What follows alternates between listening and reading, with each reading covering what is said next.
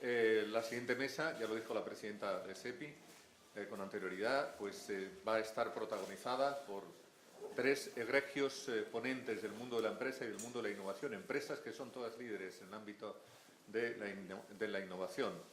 Indra, con Fernando Abril Martorell, que todos lo sabemos y lo conocemos, no solamente por su nombre a nivel internacional, sino fundamentalmente porque en muchas ocasiones hemos tenido que ir a Indra para pedir consejo, para pedir asesoramiento, para pedir algún sistema de estos innovadores que nos ayude en nuestra tarea diaria. Red Eléctrica, con José Folgado, que efectivamente es una empresa líder y puntera en el ámbito energético, también de la innovación, evidentemente, y por supuesto Navantia. Antes se ha referido el ministro a Navantia, y con todos esos procedimientos a nivel internacional, una de las cosas que yo no conocía y que me he enterado esta mañana es que tienen más de 100 personas trabajando en Australia en este momento, ¿no? En sistemas tecnológicos súper avanzados, en los que efectivamente estamos haciendo competencia a otras grandes empresas a nivel internacional. Digo el orden de la mesa para que todos lo conozcamos. Vamos un poco mal de tiempo, media hora de retraso llevamos, ha merecido la pena porque las intervenciones han sido espléndidas, pero vamos a intentar recuperar ese tiempo. Por tanto, yo a los ponentes pido que traten de ajustarse a esos 10-15 minutos que son los que les pedimos de intervención, de su primera intervención, y luego vamos a tener un tiempo para preguntas. Como vamos mal de tiempo, al final hemos llegado a la conclusión que va a ser mejor repartir unas cartulinas y que todos ustedes, todos vosotros, pues quien quiera, lógicamente, pueda formular sus preguntas para que luego las podamos agrupar y trasladar a nuestros ponentes. Vamos a empezar ya y lo vamos a hacer con derecha a izquierda, según estoy yo, sentado con Fernando Abril, presidente de Indra desde el 2015. Como dije antes, empresa líder tecnológica que tiene oficinas en 43 países y operaciones comerciales en más de 140. Tiene el 60% de su negocio fuera de España y es una firma puntera en defensa, en servicios, en telecomunicaciones. Segoviano ejerciente, de 52 años, es un excelente cantor de coro, que es algo, invito a todo el mundo a que se apunte a alguna de las sesiones en las que don Fernando Abril tiene la posibilidad de ejercitar esa faceta profesional, diría yo, porque lo hace también, que es un profesional. Y aparte de eso, es un hombre apasionado por el campo y por los árboles. Sabe de tanto de árboles, probablemente como todos nosotros juntos. Yo sé un poco y me gusta, así que un día a ver si tenemos oportunidad, Fernando, de hablar de árboles. Pero sobre todo, es un hombre que ha triunfado en el mundo de la empresa, licenciado en Derecho y Administración de Empresas por ICADE, empezó como banquero de inversión en JP Morgan, luego en Credit Suisse, cosechó una exitosa carrera como consejero delegado de Telefónica, liderando su privatización hacia una empresa de ámbito absolutamente multinacional y global, y pilotó asimismo como consejero delegado la refinanciación del grupo Prisa. A Fernando Abril le damos las gracias por estar hoy aquí con nosotros y le invitamos ya a que abra fuego y que nos explique por qué hoy es completamente necesaria la transformación digital de una empresa. Muchas gracias, buenos días, vamos a ir rápido. Coro y árboles son poco digitalizables, es de lo que queda. Bueno, yo voy a hablar, yo creo que lo que ha hecho el ministro está muy bien, lo que ha hecho Cristina yo creo que es crucial. Muchas de las cosas a las que yo me voy a referir tienen que ver con cosas que ha dicho Cristina, desde otro ángulo. Y yo quiero empezar por decir que, aunque todos estaremos ya convencidos, estamos en una nueva era.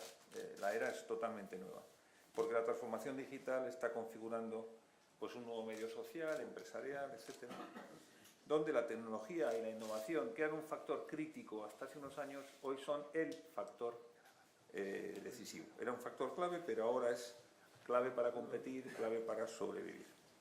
Y afecta, por tanto, a todo, y se ha convertido en el centro de la estrategia y de todos los elementos del negocio. Necesitamos entender todos los cambios disruptivos que la tecnología, la transformación está trayendo, cambios en la forma de relacionarnos, de aprender, de interaccionar socialmente, incluso políticos, administrativos, etcétera, cambios que son irreversibles, que van a seguir ocurriendo, y además estas evoluciones tecnológicas que van ocurriendo se acumulan, se combinan, y además se combinan de forma exponencial hasta más allá de lo que podemos imaginar hoy, y eso que hoy hay muchas cosas que son técnicamente posibles, que todavía ni siquiera las estamos utilizando, ¿no?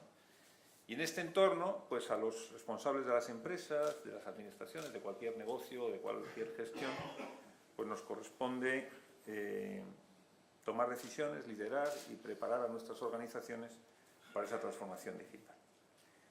Por tanto, esto no es una opción, es una necesidad. Es una necesidad. ¿Qué es lo que caracteriza esta era tecnológica? Y hay muchas formas de caracterizarlo, pero yo creo que hay tres elementos muy importantes que están acelerando todo esto. Por un lado es la hiperconectividad, estamos totalmente conectados, no solo personas, máquinas, las redes lo permiten. En España yo creo que tenemos una magnífica red. Hay muchísimos países donde esto no ocurre y es un freno, es un hándicap brutal para cualquier transformación digital. En España lo tenemos. En segundo lugar, la capacidad de computación crece exponencialmente. Cada chip nuevo que sacan los de Intel o quien sea, pues es una capacidad de computación mucho mayor. Y el tercer elemento muy importante es la abundancia de datos públicos, privados, de todo tipo. Si combinamos conectividad, capacidad de computación y datos y empezamos a meter algoritmos, la capacidad es tremenda de hacer cosas, de analizar, etcétera, etcétera. Claramente los datos, además de todo esto, estas combinaciones de tecnologías avanzadas, surgen la robotización, la inteligencia artificial, la biotecnología, hay ya ecosistemas inteligentes, ha contado Cristina un ejemplo, con muy poquita participación humana. Las operativas de los sistemas muchas veces ya se gobiernan solo, automáticamente, y ese gobierno está basado en los datos, con lo cual los datos pues es la materia prima de esta nueva era, y por tanto aparece un factor nuevo aquí, que es la protección de estos datos, pues pasa a ser también un tema estratégico, es decir, la ciberseguridad pues está ganando y ganando prioridad en la agenda estratégica de países y compañías.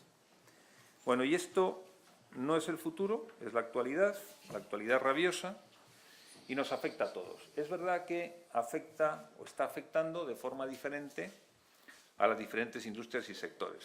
Hay sectores que están ya muy afectados, otros todavía están poco afectados, pero no cabe duda que va afectando poco a poco y ningún sector está quedando al margen ni va a quedar al margen de la transformación digital.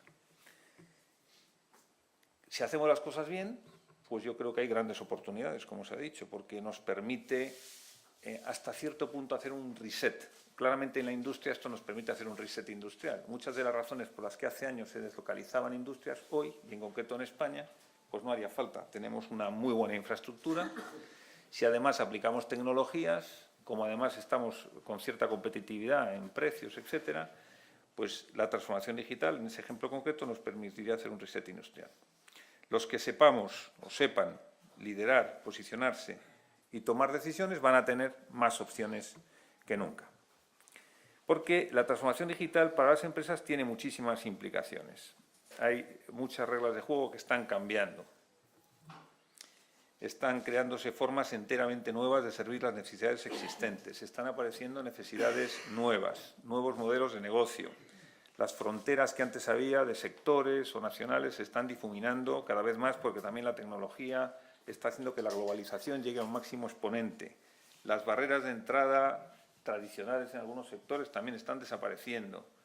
Cada vez hay más modelos en red, más circulares, que también están desafiando pues lo que eran las empresas y negocios establecidos.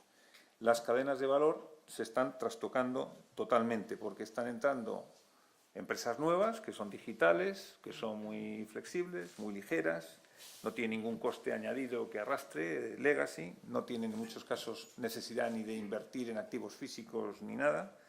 Pueden producir, vender, distribuir a nivel global con fracciones de coste, con costes marginales mínimos.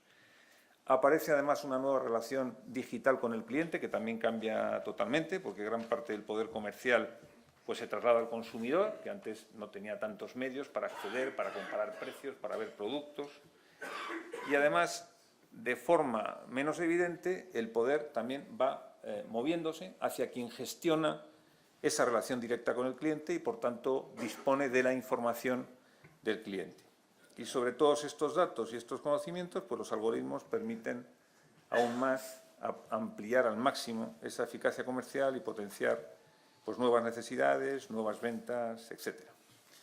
Otra característica del nuevo modelo es que cada vez es más fácil replicar, escalar y distribuir los productos y servicios digitales a costes de distribución también bastante bajos.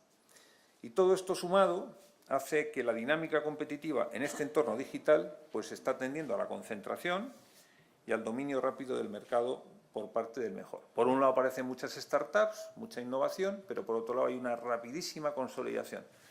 Antes, cuando Cristina hablaba de innovación, yo pensaba, cuando hemos hecho un benchmarking de muchas empresas del sector nuestro, están sustituyendo gran parte de la inversión en I+D directamente por compra de empresas digitales. Es decir, gran parte del emprendimiento que antes se hacía dentro de las empresas y de la innovación, ahora directamente no tienes tiempo y vas comprando lo que surge que innova. Está cambiando todo, pero sí que hay una cierta tendencia a la concentración.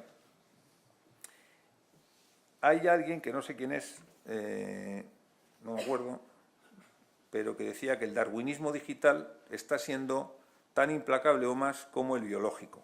Es decir, cada vez queda menos sitio para los que no se transforman, para las cosas subóptimas, para las que no son eficientes, etc.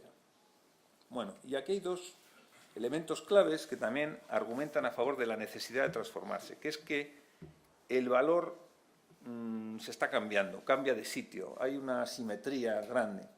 Hay dos fenómenos que ocurren que yo lo llamo la aspiradora de valor por un lado y luego la jibarización de los negocios digitales.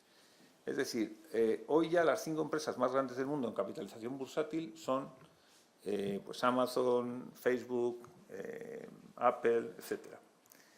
Y lo que está ocurriendo es que como van penetrando en negocios adyacentes, yo tengo la teoría de que por cada 1.000 millones, por ejemplo, de capitalización bursátil que suben estas empresas, realmente se están destruyendo en el resto del mundo un múltiplo de estos 1.000 millones, 5.000 o 10.000 o lo que sea. Yo no sé lo que va a suponer y está suponiendo de impacto de valor bursátil la entrada de Amazon en el mundo retail, por ejemplo.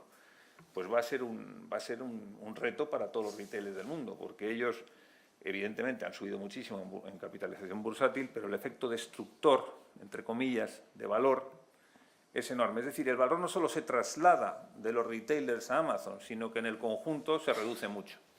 ¿Hay algún ejemplo concreto que me gustaría poner que ilustra esta succión de valor, por un lado, absorción de valor, y por otro lado, esta jibarización? El ejemplo de WhatsApp yo creo que es un ejemplo que todos utilizamos, ¿no? El negocio de los mensajes móviles hace solo 4 años era un negocio de unos 100.000, 120.000 millones de dólares de ventas anuales, con coste marginal cero prácticamente para las empresas. Y hoy es un negocio que en 4 años prácticamente ha desaparecido y se ha sustituido por un negocio de aplicaciones tipo WhatsApp, que es una fracción del negocio, porque WhatsApp en realidad factura muy poco y es una empresa que tenía 300 personas, que facturaba 400 millones, que se vendió por 12 o 13.000 y que en 3 o 4 años ha finiquitado un negocio de 100.000 millones de ventas, con lo que eso supone de empleo y de valor en esas compañías. Es decir, ese es un ejemplo interesante. Y otro ejemplo que a mí me gusta también es el de los medios de prensa, por ejemplo, de prensa escrita. Los medios más exitosos que existían como prensa escrita y que se han logrado transformar digitalmente y que hoy son líderes digitales, pues son líderes digitales, pero han pasado de negocios de cientos de millones o miles de millones de dólares de ventas y EBITDAs muy grandes a EBITDAs muy pequeños y ventas mucho más pequeñas. Es decir, el negocio sigue siendo líder porque han tenido una transformación exitosa, pero se ha reducido muchísimo, se ha jibarizado muchísimo. Aquí había un comentario que hacía de Facebook que decía que los dólares analógicos se convierten en centavos digitales. ¿Y dónde ha ido todo este valor? Pues bueno, yo creo que también hay una forma de ver este valor distinta, porque, como os digo, en esa transformación de valor o ese movimiento del valor se pierde mucho valor. O se convierte en intangible. Y yo no sé esto a nivel macro cómo se va a medir, porque yo siempre digo, si nosotros nos hiciéramos ahora una pregunta sobre los smartphones, ¿cuál es el valor que cualquiera de nosotros le daría a poder consultar instantáneamente información actualizada, ilimitada prácticamente sobre cualquier tema de nuestro interés, estar conectados permanentemente por el WhatsApp, poder trabajar? Yo creo que el valor que tiene esto y que cada uno de nosotros le daríamos es muchísimo mayor de lo que hoy pagamos por ello.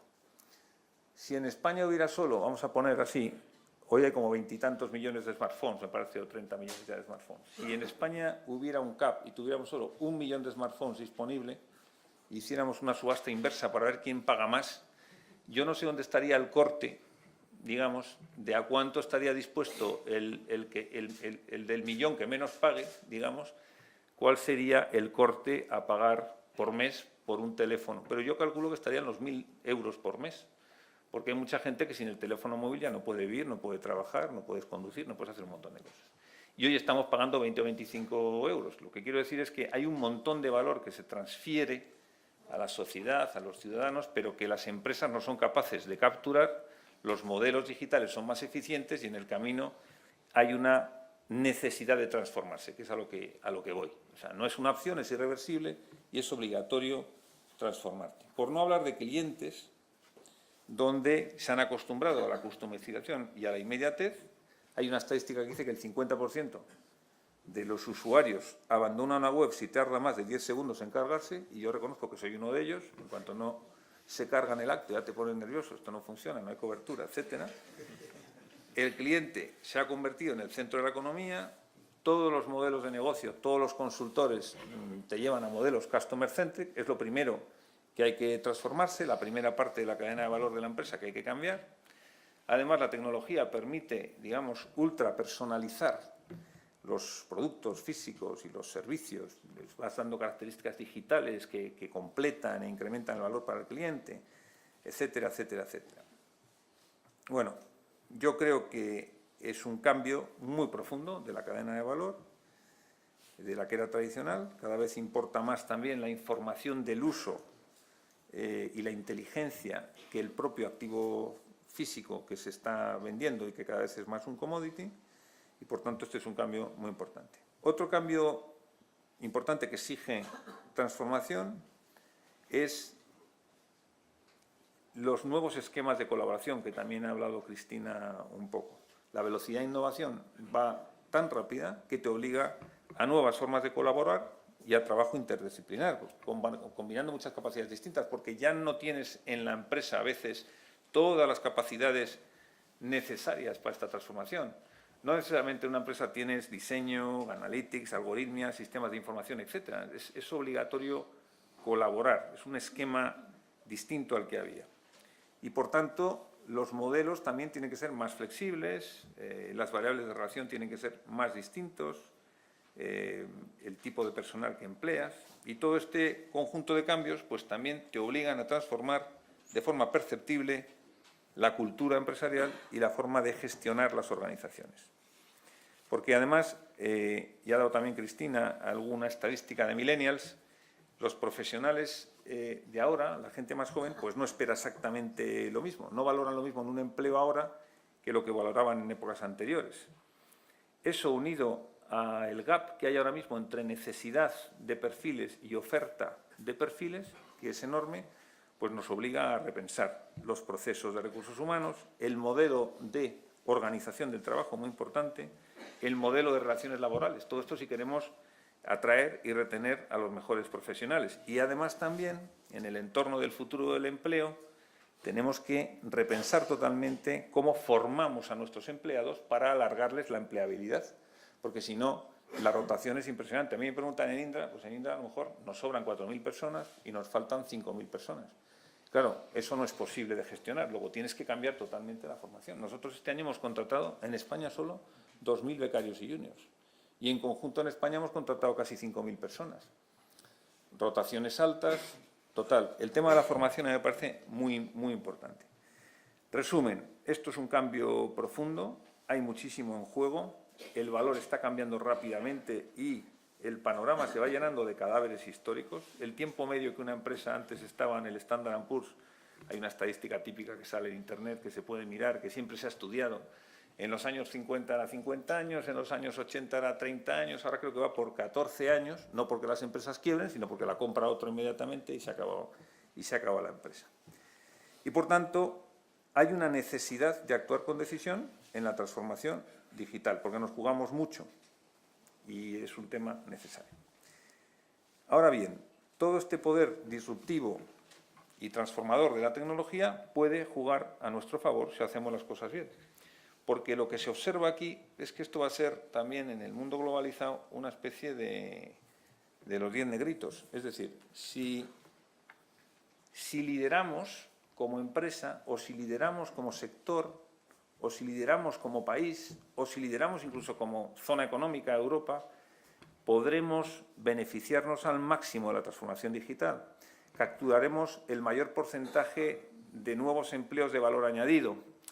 Podremos acumular stock de I+D y de capital de forma diferencial. Pero si no lo hacemos, como la transformación va a venir igual, el valor se irá a otros sitios, nos quedaremos con los empleos de menos valor añadido, nos será mucho más difícil acumular capital para poder dedicarlo a I+D e invertir, y por tanto aquí tenemos una disyuntiva. Si lideramos tendremos un círculo virtuoso, pero si no lideramos yo creo que vamos a tener un reto muy importante en este mundo globalizado y de transformación digital acelerada. Y por eso yo creo que es absolutamente necesario, como empresas, como administración, como país, como Europa, hacer la transformación digital y liderarla. Antes Cristina ha dado una estadística en cuanto al futuro del empleo, que es un tema que a mí me interesa muchísimo, porque tienes dos partes, ¿no? ¿Cuál será el futuro? Pues el futuro será brillante, el presente es incierto y el tema es cómo gestionas el mientras tanto, ¿no? Y ha dicho dos cosas que a mí me gustaría también incidir. Ya en la administración Obama hubo un estudio completísimo y llegó a la conclusión, y esto es de hace 3 años me parece, que el 50-60% de los trabajos de menos valor añadido en Estados Unidos iban a ser automatizados, o eran susceptibles de automatización, pero suponían el 85% de todos los trabajos de Estados Unidos. Y luego hay un tío bastante así gracioso que en una reunión te preguntaba: ¿tú podrías definir con exactitud lo que haces, tu trabajo, a qué te dedicas? Y si decía así, decía, bueno, pues si puedes definir con exactitud a qué te dedicas, tú puedes ser automatizado perfectamente, ¿no?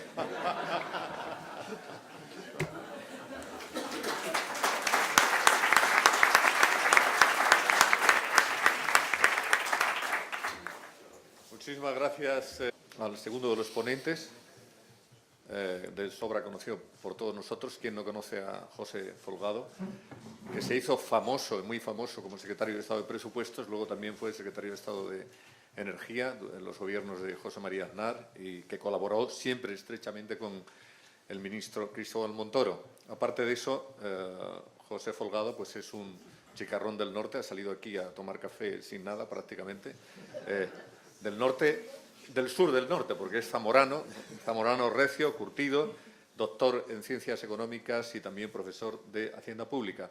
A mí, de todas formas, de su biografía, probablemente lo que más me gusta destacar es su tiempo en el que se dedicó a la alcaldía de Tres Cantos, quizás porque yo vivo también en Tres Cantos como él, y en donde cosechó pues unos éxitos formidables. Yo creo que la única mayoría absoluta que ha habido en este pueblo ha sido la de José Folgado, que además rompió prácticamente el techo después de haber hecho una gestión formidable, primero porque limpió la ciudad de arriba abajo, que estaba en algunos sitios bastante sucia, y luego porque, bueno, hubo cierta prensa que le acusó de arboricida en un momento determinado, porque resulta que cortaron unos árboles que había, por cierto, delante de mi casa, pero es verdad que es el alcalde que más árboles ha plantado en Tres Cantos de toda la historia de Tres Cantos, y no es hablar por hablar. Y además los árboles no los cortó él, sino el canal de Isabel II, hay que reconocer.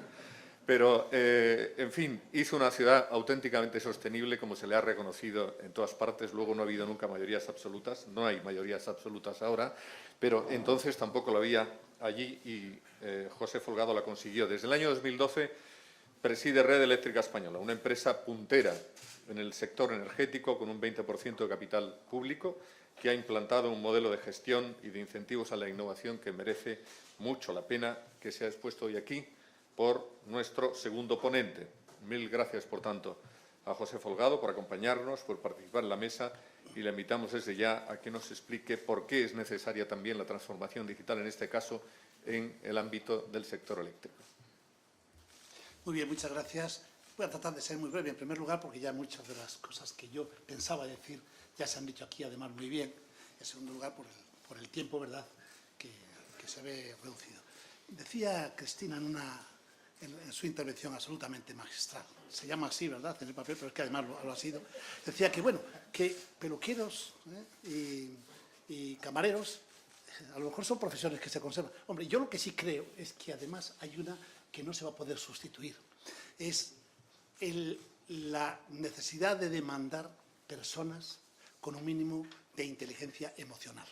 Yo se lo comentaba luego, porque al final las iniciativas creadoras de las personas, ¿verdad?, en fin, para resolver problemas y para dar respuesta a las demandas de bienes o de servicios, a mí me parece que hace falta ese tipo de personas, que no estoy hablando de los números unos de clases, estamos hablando de aquellas personas que ejercen un buen liderazgo. Yo pienso que eso va a ser demandado cada vez más. La verdad es que decía también una cosa muy importante, y es que hay que separar lo que son las herramientas digitales, en lo cual puede haber mucha innovación, de lo que es la innovación como tal, concepto mucho más amplio, y donde hay que ejercer ese liderazgo, sin duda ninguna. Y qué duda cabe que la innovación, que son iniciativas creadoras de las personas, hoy día se están viendo como aprovechando la tecnología digital, de luego, está claro, el Internet de las cosas, Big Data, luego la analítica avanzada, obviamente todo lo que son herramientas y luego las aplicaciones para dispositivos móviles, al final es que está cambiando todo en el sentido de hacerlo mucho más eficiente. Se gana mucho en productividad, sin duda ninguna. Luego menciono el sector eléctrico, sin duda ninguna. De manera que es muy importante tener esto en cuenta, ¿no? O sea, que no equivoquemos la parte con el todo, que las herramientas digitales son absolutamente imprescindibles, están cambiando radicalmente. Eso hace que surjan nuevos empleos. Bueno, la Unión Europea está hablando de que tienen que ir muchos más jóvenes a estudiar todas estas tecnologías digitales que hacen falta. Dice un estudio, una investigación de Darmstadt Research, que en los próximos 5 años se van a crear en España 1.250.000 empleos relacionados con la digitalización.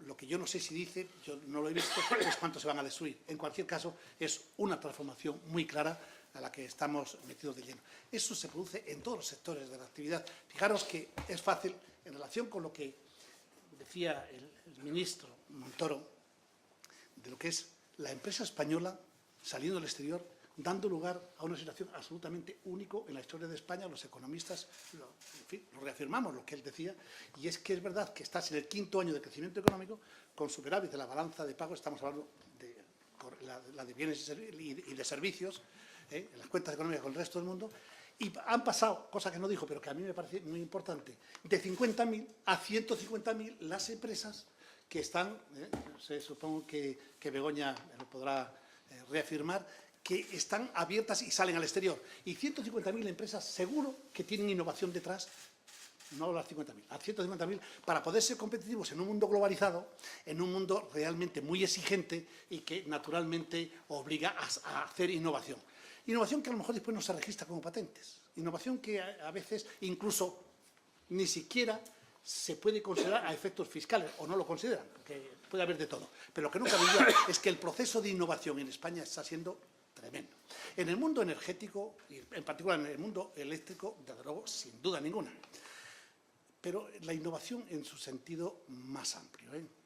Miren ustedes, una de las cosas de las que yo me siento más orgulloso como presidente de Red Eléctrica es que nos hayan dado ojo, estamos hablando de una institución británica, en la City británica financiera, hay un tema que es el de Ethical Boardroom, es decir, buenas prácticas de gobierno corporativo. Y nos han dado el premio europeo el año pasado, y este año, en una lucha, entre otras muchas, al final nos han repetido, y lo iremos a recoger el próximo mes de febrero, una distinción como en Ethical Boardroom, empresa líder en el sector utilities. Yo creo que eso también es innovación, es una innovación intangible, pero sin duda ninguna muy importante.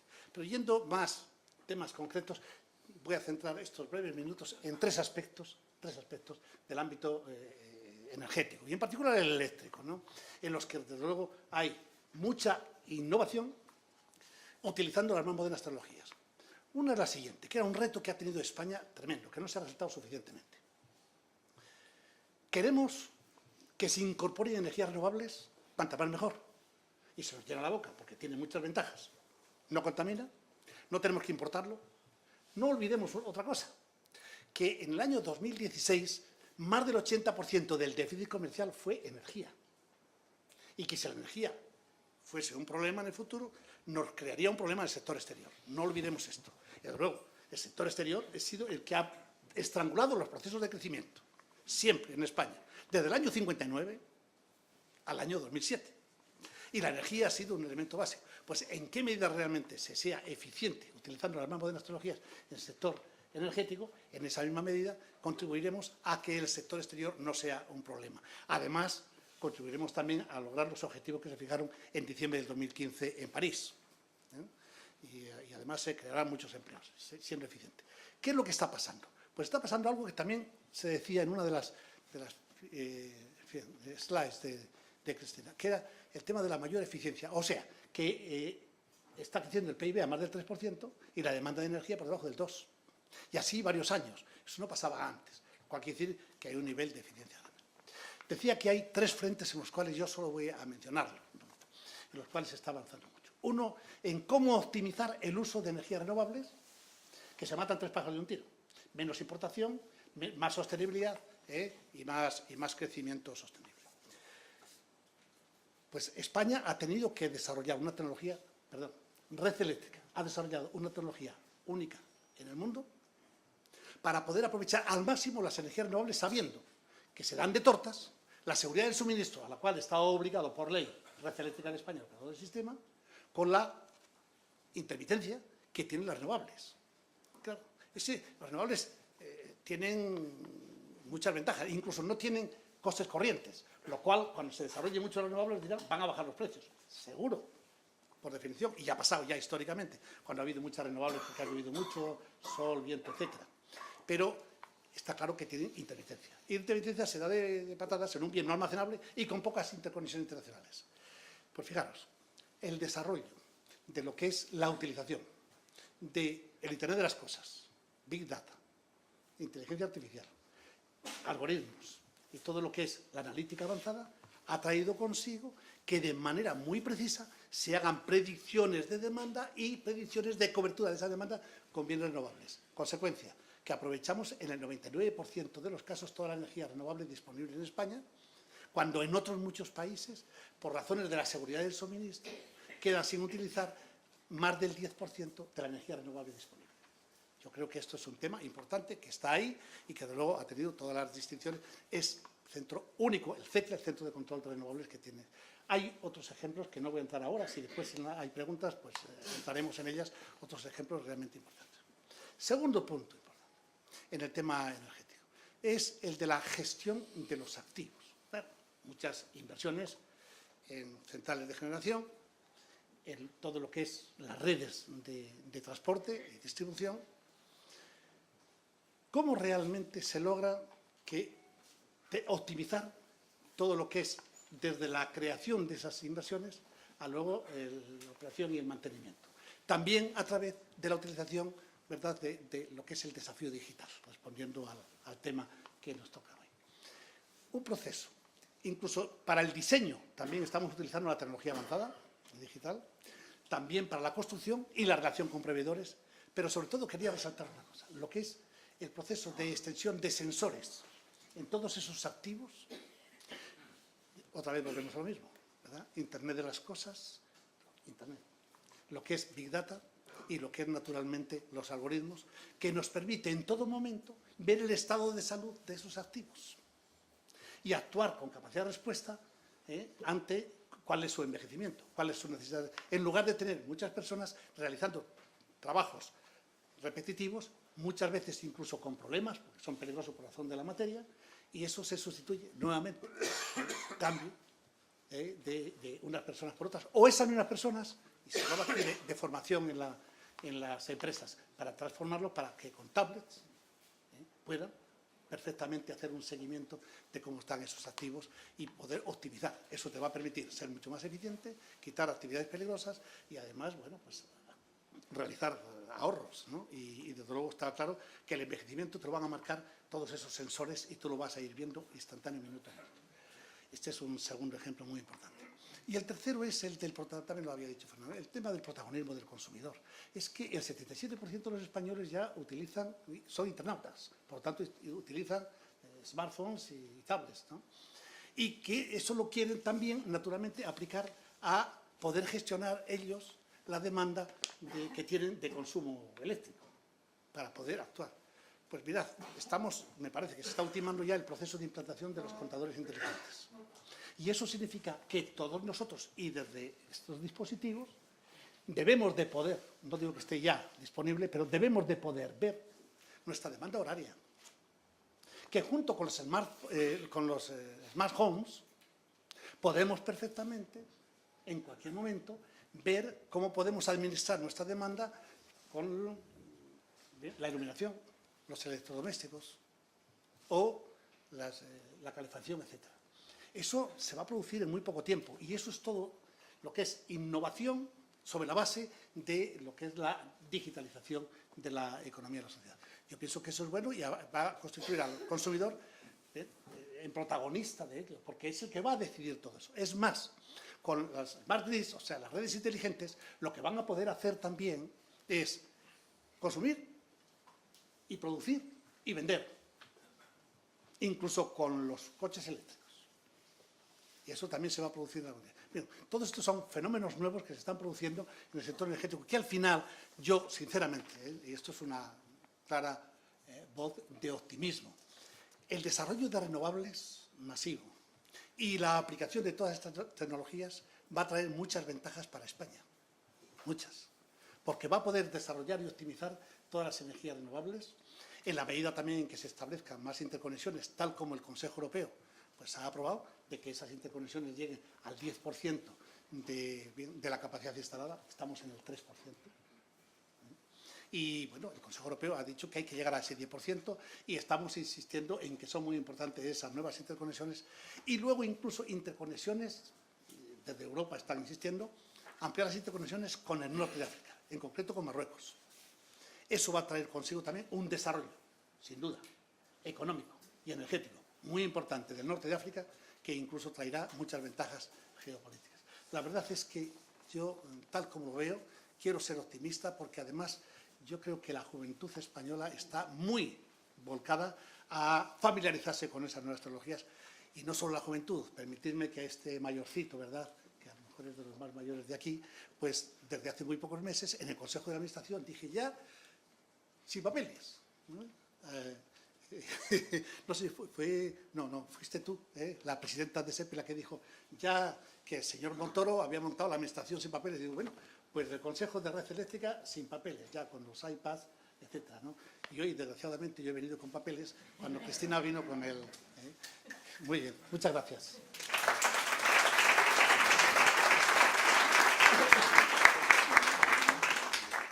Yo debo traer todavía los papeles. Bien, vamos... También se nos ocurren algunas preguntas ya de esta exposición tan estupenda que nos has hecho, que nos ha hecho José Folgado. Vamos con el tercero de los ponentes, Esteban García Vila Sánchez, que es el presidente de Navantia, una personalidad de amplísima experiencia en el sector naval, en una empresa que está haciendo trabajos por muchos puntos del mundo. Esteban, posteriormente director industrial y director de programas, y ha participado en todos y cada uno de los programas más relevantes de Navantia, en España y fuera de España, en Noruega, como hemos dicho antes, en Australia, y también en los programas de las fragatas F-100 y del LHD Juan Carlos I en España, como es lógico. Navantia, una empresa tecnológica con una clara apuesta por la innovación y la transferencia de tecnología a nivel mundial, no solamente en España, como es lógico, y con procesos estratégicos tan interesantes y atractivos como es, por ejemplo, el plan de Astillero 4.0, al que esperamos que de alguna manera se refiera, sino ahora, después en las preguntas, igual que a las iniciativas y experiencias de Navantia en materia de transformación digital. Esteban.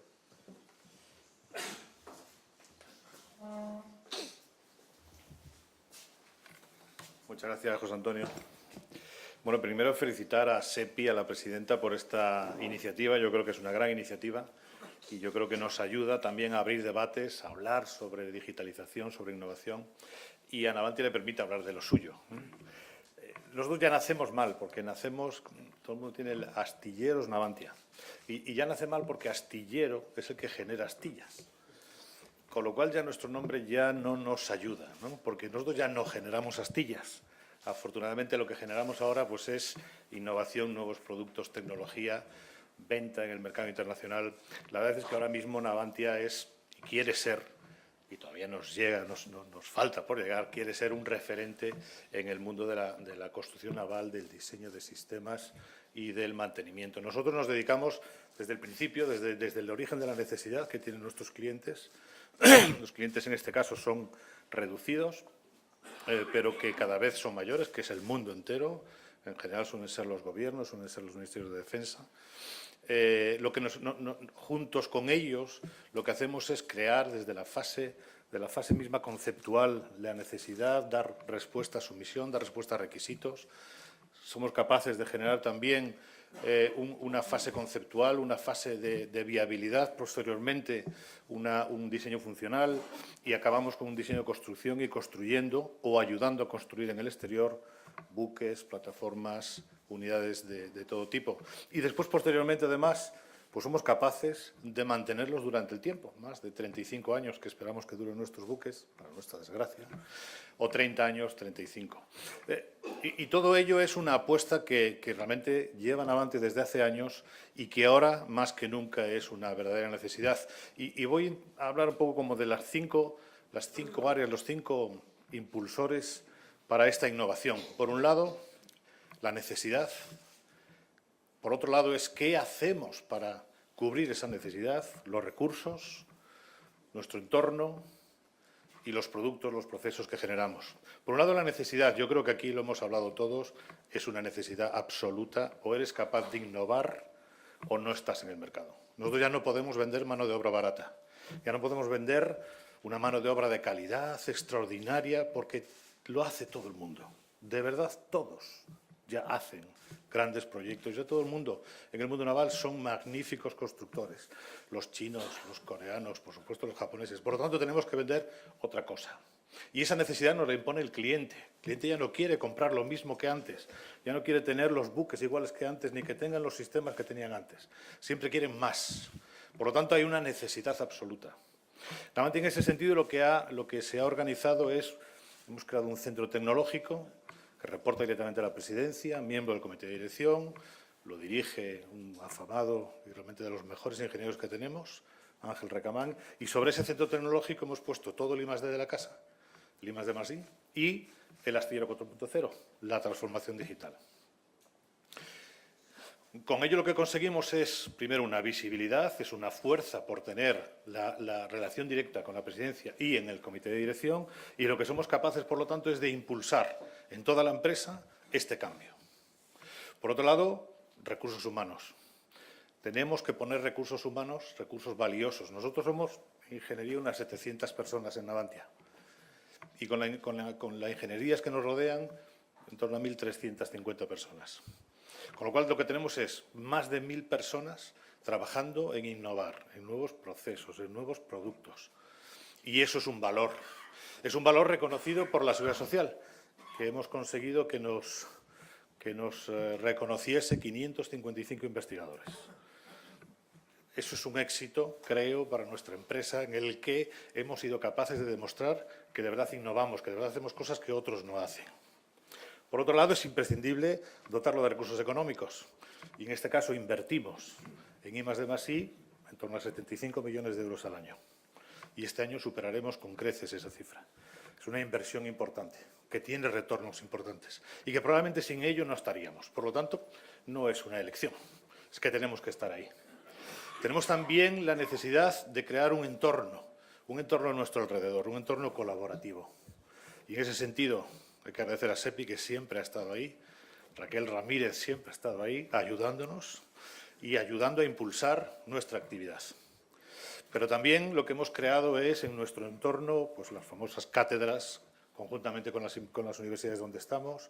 Tenemos 4 cátedras creadas, tenemos centros con los centros tecnológicos, innumerables apoyos, acuerdos, etcétera. Por lo tanto, esa red con empresas, estamos en UTE, con Indra, en uno de los mayores o de los más importantes proyectos tecnológicos que tenemos ahora mismo entre manos, que es el Protec de la F-110, necesitamos crear, y hemos impulsado y creemos crear, ese entorno hacia nuestro alrededor, un entorno de creación de valor, de generación de ideas, de generación de innovación. Y por último, ¿qué es lo que hacemos? ¿Qué es lo que sale de todo este esfuerzo? Una vez que pones los recursos, una vez que pones los recursos económicos y humanos, pues lo que tenemos son, en general, productos y procesos.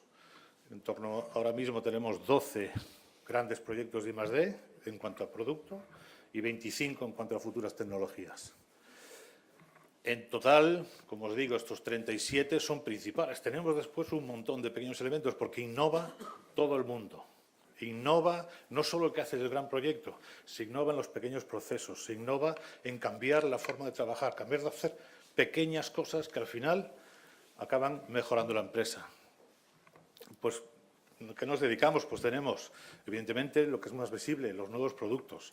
El F-110, estamos trabajando en desarrollos del VAN-IS, el submarino S-80, en el que ya le hemos dado un cambio radical y que ya está listo para coger otra vez fuerza, trabajando con nuestros socios conjuntamente.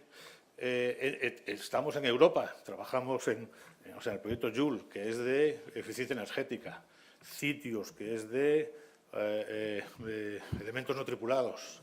Estamos trabajando en Jaco, que es de soldadura. Es decir, tenemos innumerables productos o procesos donde estamos trabajando.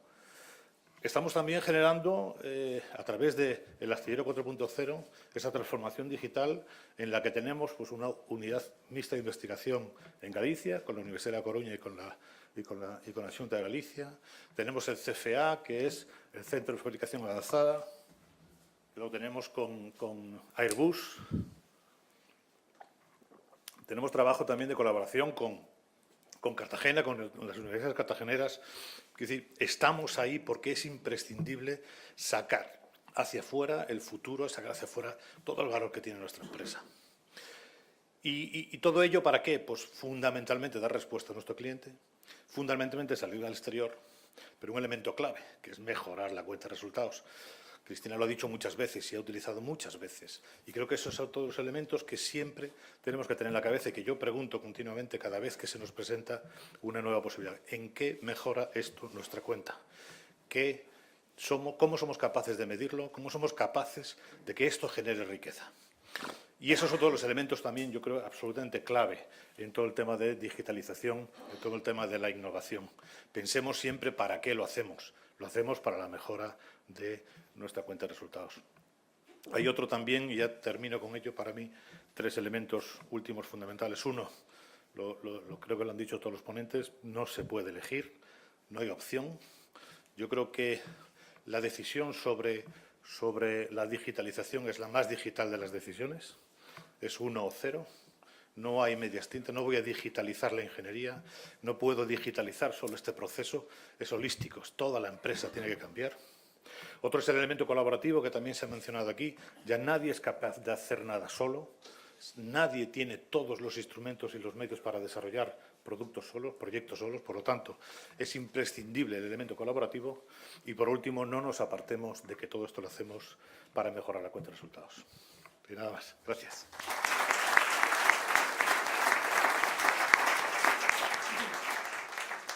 Muchísimas gracias, Esteban. Muchas gracias a los 3. Voy a animar a todos los colegas, compañeros, presidentes, consejeros delegados, directores generales, directivos en general, colegas de los medios que estén aquí, a que nos trasladen algunas preguntas. Tenemos algunas preguntas que vamos a hacer ya. Yo creo que en los 3 casos, los 3 ponentes han hablado de ejemplos y me gustaría que desde ese ámbito, y bueno, podemos empezar por el mismo orden que antes teníamos. Primero, a Fernando Abril, ejemplos concretos de cómo Indra, por ejemplo, ayuda a las empresas. Esto que hemos dicho, que en muchas ocasiones las empresas van y tocan en la puerta de Indra para ver qué podemos hacer en el ámbito de la innovación, de la tecnología y con qué instrumentos, pues a ver qué ejemplos nos puede dar desde ese punto de vista. Para José Folgado, ha hablado antes de las renovables, de la importancia. Hay un problema con las renovables que por lo menos yo como periodista siempre he oído hablar de él, que es el tema del almacenamiento, ¿no? Bien, ha hablado él de esta cuestión, pero no sé si tenemos ejemplos de los que podamos hablar. Y, finalmente, también en concreto los ejemplos, las experiencias de Navantia en materia de transformación, en materia de programas de transformación tecnológica. En el fondo, lo que hacemos nosotros es ayudar a nuestros clientes en sus operaciones críticas. Es decir, si lo que hacemos para los clientes se hace mal o no funciona, pues tiene una repercusión grave en el cliente. Si la ciberseguridad que hacemos de una instalación crítica no funciona, pues es un daño para el cliente. Si la gestión de aplicaciones que hacemos para un banco, pues pasa algo, pues el banco tiene un problema. Es decir, nosotros estamos acostumbrados a trabajar con los clientes en la gestión de sus procesos clave o sus operaciones de negocio clave. Desde ese punto de vista, cuando abordamos temas de transformación digital, pues primero tenemos una organización adaptada a eso. Tenemos aproximadamente unas 4.000 personas que están en temas de transformación digital, unos 800 consultores y luego otras casi 3.000 personas más en temas concretos. Tenemos todas las capacidades concretas, desde el diseño, la estrategia, hasta la implantación de soluciones tecnológicas. Y lo que intentamos es aplicar con las compañías lo que llamamos un decálogo de cómo abordar la transformación digital, porque son una serie de principios básicos, algunos de los cuales Esteban ha comentado ahora de cómo lo están haciendo ellos en Navantia. Y es un decálogo de cuáles son los aspectos que desde nuestro punto de vista la empresa tiene que abordar también para tener éxito en este nuevo paradigma. Y los menciono rápidamente. Lo primero, tiene que haber un liderazgo del CEO. Es decir, es muy importante. Si no está en la agenda del CEO, si no se impulsa desde arriba, es muy difícil. Durante este proceso hay que romper algunas barreras, hay que tomar decisiones y solo es posible desde el máximo nivel de apoyo y de liderazgo. Por tanto, liderazgo del CEO. Lo segundo, hay que asumir en la reflexión estratégica que el entorno competitivo ha cambiado y que las amenazas o las oportunidades no nos vienen de los sitios tradicionales, de los competidores tradicionales, en los campos tradicionales, sino que a veces vienen en sitios distintos. No es tanto cómo digitalizo mi negocio, sino qué rol tengo que jugar en el nuevo entorno. Esto es un tema también muy importante estratégicamente. Lo tercero es que debe haber objetivos de transformación digital en todos los miembros del comité de dirección. No puede ser una empresa digital frente a otra que no lo es, aunque siempre hay parte de la empresa que tienes que seguir gestionando el legacy, pero tiene que ser muy compartido. Desde ese punto de vista, si no hay objetivos para todos, decisiones de autocanalizarte o decisiones complicadas, pues tampoco se pueden abordar. Luego, respecto a recursos y procesos, pues tiene que haber un presupuesto de transformación. Normalmente lo que es urgente siempre acaba matando lo importante y tienes que hacer un bucket ahí de presupuesto de transformación, donde tienes que ser compatible con mantener la tensión de costes en áreas tradicionales y al mismo tiempo ir liberando presupuesto para poder hacerlo nuevo. En nuestra experiencia, cuando lo mezclas al final, la capacidad transformadora se diluye mucho, ¿no? Luego, en este esquema de gestión de inversiones, pues tiene que ser diferente. Tienes que asumir algún riesgo. Tienes que asumir que algunas cosas de las que emprendes a lo mejor no salen del todo bien y eso no te tiene que frenar en tu enfoque de transformación. Es un poco enfoque portfolio. Nosotros tampoco somos partidarios del tema de transformar por transformar. Hay que medirlo. Tienes que tener objetivos concretos de impacto en las iniciativas de transformación. Muy medidas, muy acotadas, muy concretas. En esa misma línea tienes que asignar responsables digitales con un enfoque y con capacidad de actuación en lo nuevo. Muchas veces, si haces una oficina de transformación, dale poder al tío, dótale de recursos. En nuestra experiencia, muchas veces la oficina de transformación acaba pegándose con todas las áreas de la empresa que no acaban de querer transformarse y que regatean los recursos, regatean el apoyo, regatean, etcétera, ¿no? La implantación a nosotros nos sale que hay que hacerla en base a ciclos cortos e iterativos de transformación. O sea, huimos del megaproyecto de transformación. Tú puedes tener un roadmap en la cabeza de dónde quieres que vaya la empresa en el futuro y recomendamos que se tenga, pero luego no implementas un macroproyecto, sino que vas haciendo ciclos iterativos cortos. Y los dos últimos que son muy importantes es, que también los habéis mencionado todos, y también Esteban y Cristina, es, uno, el entorno cultural tiene que cambiar. Tiene que haber un entorno cultural idóneo, creíble, ¿de acuerdo?, con perfiles distintos, que te permita acceder a nuevo talento, con agentes de transformación dentro de la empresa elegidos, gente que realmente se lo crea, que lo impulse, gente que tenga reconocimiento interno, y tienes que abordar este nuevo ecosistema de innovación abierto al exterior, porque por muy grande que sea la compañía, siempre te vas a tener que rodear de asesores, ayudantes, startups, es decir, tienes que estar un poquito abierto a hacer esta transformación mirando un poquito al exterior. Y por último, y es el punto 11, que también creo que es importante, ¿no? Tienes que tener también ser realista respecto a la capacidad de transformación desde dentro. No todas las organizaciones tenemos o tienen capacidad de transformarse desde dentro totalmente. Entonces tiene que ser un mix en la medida que tú vas generando ese cambio cultural, vas teniendo los perfiles, etc. Tienes que estar abierto también a que te ayuden, ¿vale? Desde ese punto de vista, nosotros esto es lo que recomendamos.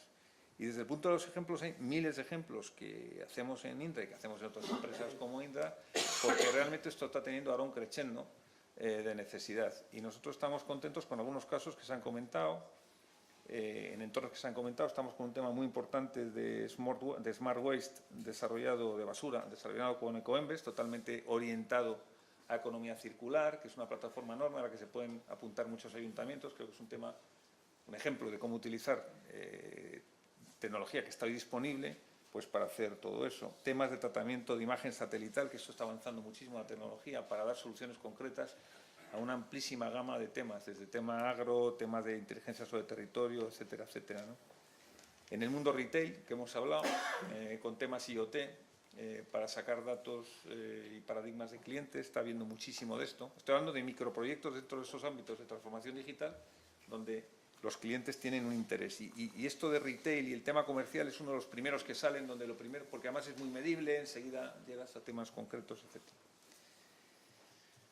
De todo. Aquí me han puesto otro ejemplo que es interesante. Soluciones basadas en el reconocimiento de imágenes, pero en el mundo del automóvil, para ver que las capas en pintura están perfectas y que no hay curioso, porque esto de reconocimiento por imágenes se aplica a muchísimas cosas, pero incluso en temas tan industriales como la pintura de la chapa de los coches, pues también tiene una aplicación muy concreta que permite ahorrar mucho tiempo y dinero, etcétera, etcétera, etcétera. Podría contar muchas más, pero yo creo que...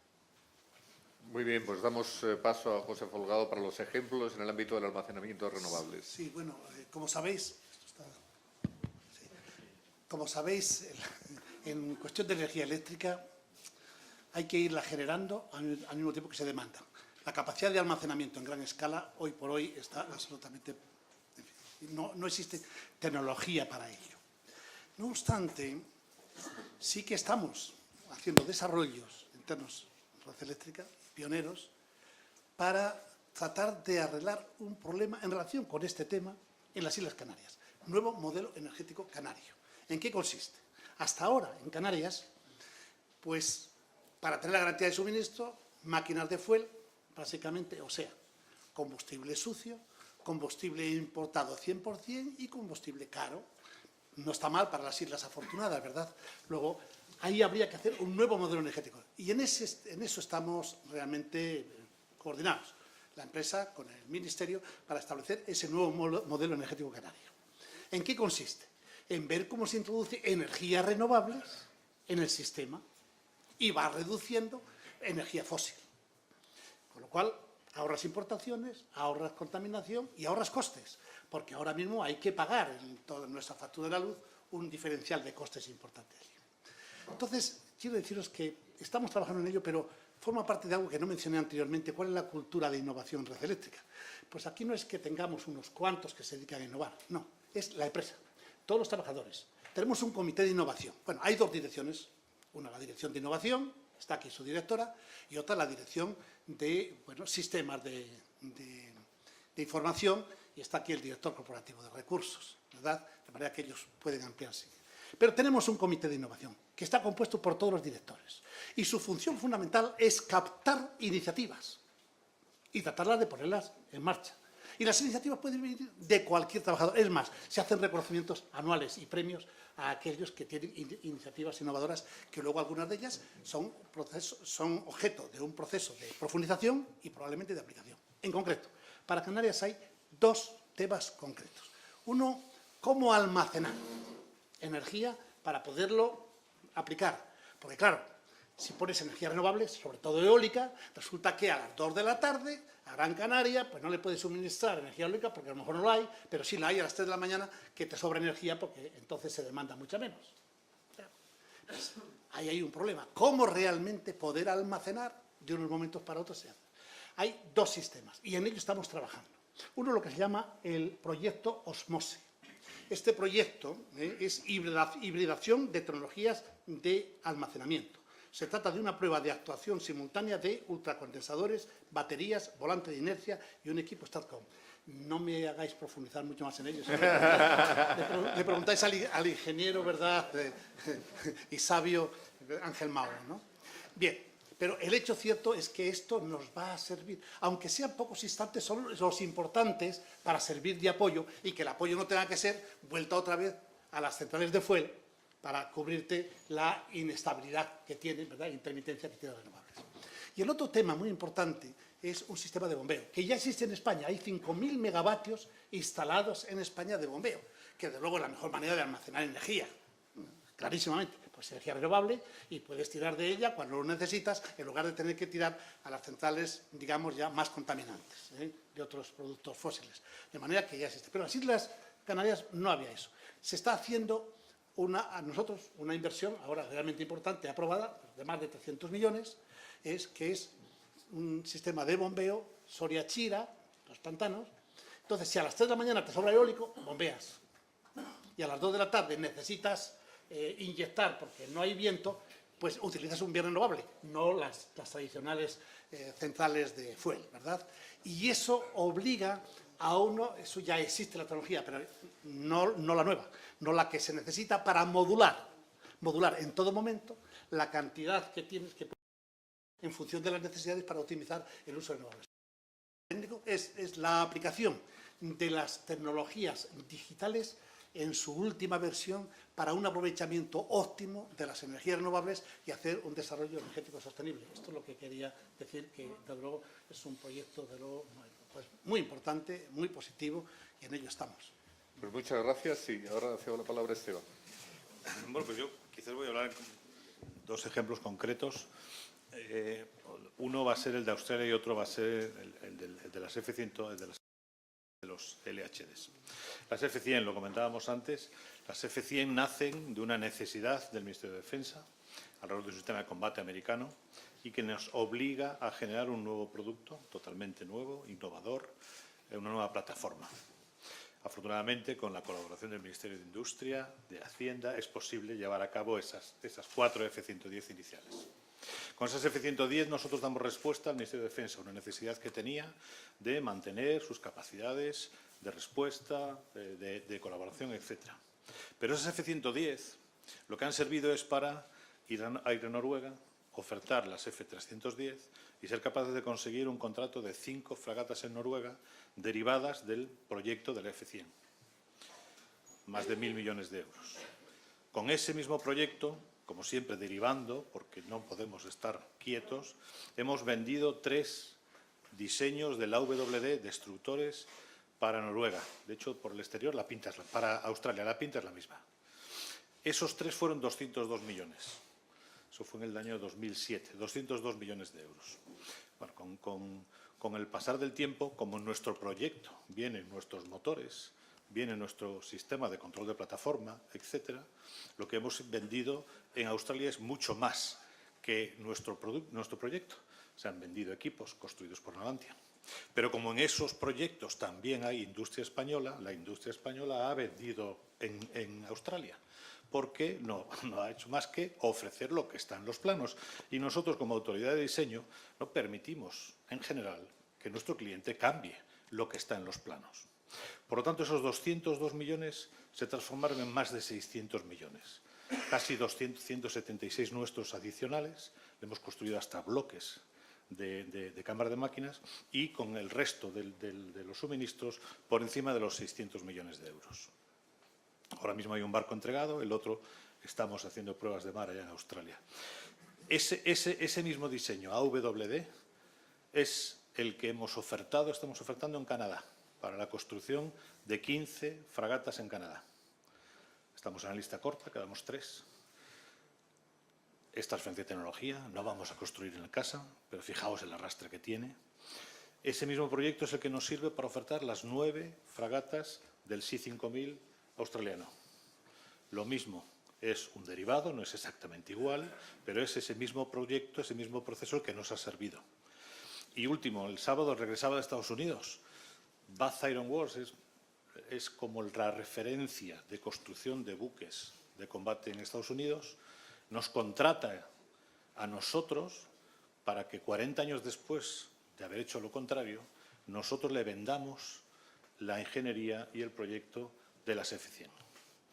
Y hemos cerrado el contrato, es un contrato de momento unos millones de dólares pequeño, pero que si ese proyecto, que es la construcción de 20 fragatas, en un primer momento, va adelante, los royalties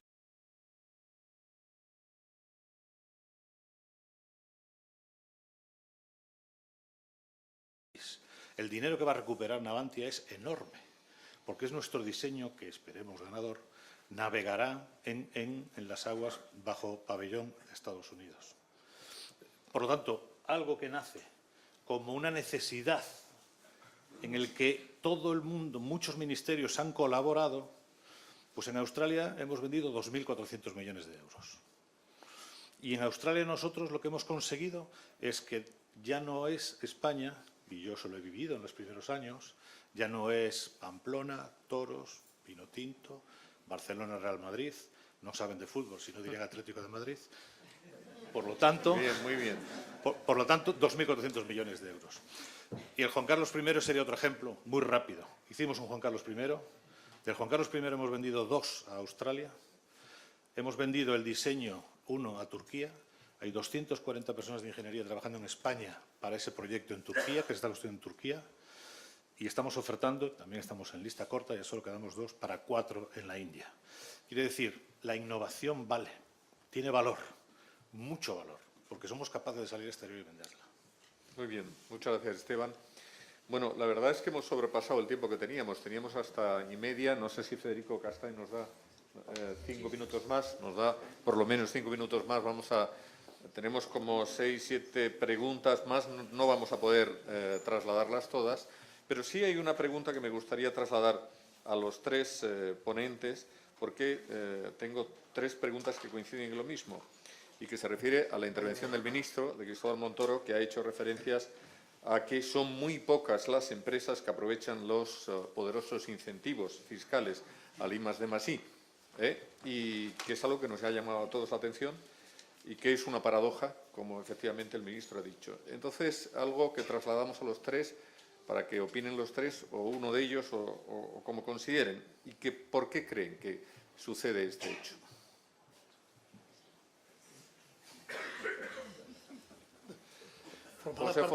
Formará parte de la psicología social. Sí que es verdad. Yo creo que está pasando esto. Si macroeconómicamente analizamos la cuestión, vemos que aquí como se produce una especie de contradicción. Porque lo que sí es verdad macroeconómicamente es que ha aumentado sustancialmente el número de empresas que de manera competitiva han salido a los mercados mundiales, no solo al tradicional de la Europa comunitaria. Y que competir en ese escenario significa innovar. Y además tenemos ejemplos, fijaros, ya no es solo el ejemplo que se pone, ¿verdad?, en los manuales. En un sector tradicional, Inditex, más clásico que ese sector, aplicando las tecnologías informáticas, han hecho que pueda responder de manera inmediata a las preferencias reveladas de los consumidores no satisfechas, dicho en términos técnicos. ¿Cómo se logra? ¿Cómo logra? Y ahí es donde está la visión empresarial, que no consiste solo en el desarrollo de herramientas, es utilizar esas herramientas para tener un conocimiento en términos real, a través de la capilaridad, de cómo saben por dónde van las tendencias de las demandas de los consumidores y que no están satisfaciendo en su red capilar. Y cómo reaccionas inmediatamente. Y en el sector más clásico del mundo tienes el señor más rico del mundo, el segundo. O sea, es decir, con innovación y utilizando naturalmente la transformación digital. Clarísimamente. Otro ejemplo, también en otro sector bastante tradicional, componentes de automóvil, Antolín. Claramente está dándole en fin, sopas con onda a muchísimas otras empresas del mundo sobre la base de lo que es la innovación, la aplicación de la transformación digital. Pero es que el otro día en la radio, en una emisora, a un joven empresario español, segunda empresa que creaba, pues resulta que es una empresa que tiene ahora pues ya 60, casi todos son ingenieros, técnicos superiores, etcétera. ¿Sabéis para qué? Bueno, para el tema de las solicitudes de demanda de pistas de tenis y pádel. Dice, pero bueno, no está cubierto eso ya, llama por teléfono, alguien toma nota y dice, precisamente eso, desaparece todos los señores que llaman por teléfono y está ocupado, desaparece el señor que toma notas, etcétera, y ahora ya, no para una determinada pista, sino para toda España, toda una serie de ingenieros han creado, es una idea de un empresario joven, que hace que cambie, bueno, desaparecen unos puestos y crean otros, en casi todos los aspectos de la vida. Ahora, yo no sé si están utilizando o no, hacen patentes, formalmente, porque es que dicen que existe una costumbre en España de no patentar aquello que descubres, aquello que innovas. O sea, por eso decía yo que esto puede ser un poco de psicología social. Realmente, algo de eso tiene que haber, porque yo creo, si no, que no tendríamos macroeconómicamente esta capacidad de respuesta que tiene el tejido productivo. No son unidos.